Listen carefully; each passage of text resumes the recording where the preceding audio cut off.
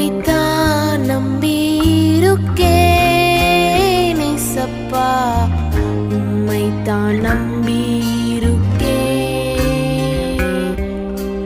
உம்மை மட்டும் நம்பியிருக்கேன் ஏசப்பா, உம்மை மட்டும் நம்பியிருக்கேன். மார்க்கு 4வது அதிகாரம் அதனுடைய 8வது வசனம், ஓங்கி வளருகிற பயிராகி 1 30, 1 60, 1 100 பலன் தந்தது. இந்த வார்த்தையை கேட்டுக்கொண்டிருக்கிற எனக்கு அன்பான தேவ பிள்ளைகளே, கர்த்தர் உங்களை ஓங்கி வளர பண்ண போகிறார். நீங்கள் 100 மடங்கு ஆசீர்வாதத்தை பெற்றுக்கொள்ளும்படி கர்த்தர் உங்களை ஆசீர்வதிக்க போகிறார். இன்றைக்கு அநேக மனிதர்கள் உங்களை வீழ்த்த நினைக்கலாம்.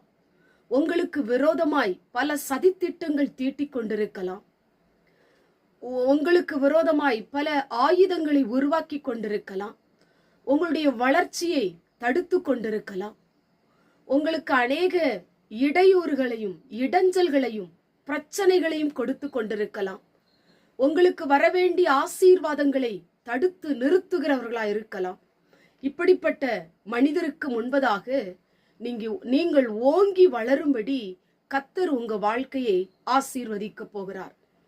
எத்தனை நாட்கள் நீங்கள் மனம் சஞ்சலத்தோடு கூட போராடி தேவ சமூகத்திலே ஆண்டவர் மேல் நம்பிக்கையோடு, ஆண்டவர் மேல விசுவாசத்தோடு ஜபம் பண்ணி கொண்டிருப்பீர்கள்.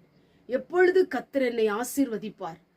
எனக்கு விரோதமாய் அநேக மனிதர்கள் எழும்பி நிற்கிறார்களே, நான் என்ன செய்வேன்? எனக்கு விரோதமாய் சூழ்ச்சி செய்கிற மனித கூட்டங்கள் ஒரு பக்கம் இருக்கிறது.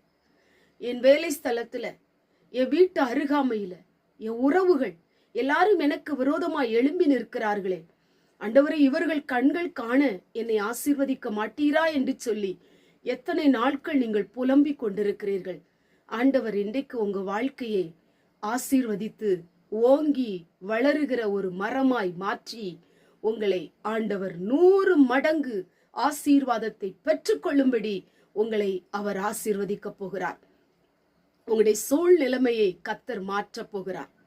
உங்க வாழ்க்கையில் இருக்கிற எல்லா தடைகளையும் கர்த்தர் உடைக்க போகிறார். உங்கள் குறுகிய நிலைமை, உங்களுடைய சிறுமையின் நிலைமையை கர்த்தர் மாற்ற போகிறார். உங்களை ஆண்டவர் ஆசீர்வதிக்க போகிறார். எதை நினைத்தும் நீங்கள் பயப்பட வேண்டிய அவசியம் இல்லை. உங்களை ஆசீர்வதிக்கிற தேவன் உங்களோடு கூட இருக்கிறார்.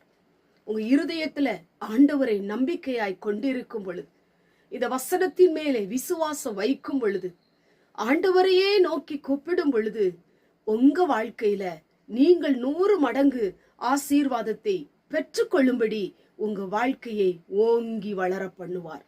எந்த எதிரி உங்களுக்கு விரோதமாய் திட்டம் தீட்டினானோ, எந்த மனிதர் உங்களுடைய வாழ்க்கையை பார்த்து நீ வீழ வேண்டும் என்று நினைத்து கொண்டிருக்கிறானோ, அவர்கள் கண்களுக்கு முன்பாக நீங்கள் ஓங்கி வளரப்போகிறீர்கள். கர்த்தர் உங்களை ஆசீர்வதிக்க போகிறார். கண்களை மூடி ஜெபம் பண்ணுவோம். எங்கள் பரிசுத்தமுள்ள நல்ல பிதாவே, கேட்டதான வசனத்தின் மூலமாய் ஆண்டவரே, இந்த வார்த்தை கேட்டுக்கொண்டிருக்கிற நம்முடைய பிள்ளைகள் எத்தனை பேர் அழுது கொண்டே இருக்கிறாங்கப்பா. இரவில தூங்க முடியாதபடி எத்தனை பேர் ஆண்டவரே கர்த்தாவை வருத்தத்தோடும் கவலையோடும் பாரத்தோடும் இருக்கிறார்கள். அவர்களை கண்ணோக்கி பார்ப்பீராக, ஓங்கி வளர பண்ணுவீராக. பகைத்தவர் முன், எதிர்த்தவர் முன், ஆண்டவரை வீழ்த்த நினைக்கிற மனிதர் முன் அவர்களை ஆண்டவரே வாழ்ந்திருக்கும்படி செய்யும். இயேசுவின் மூலம் ஜெபிக்கிறோம் பிதாவே, ஆமென்.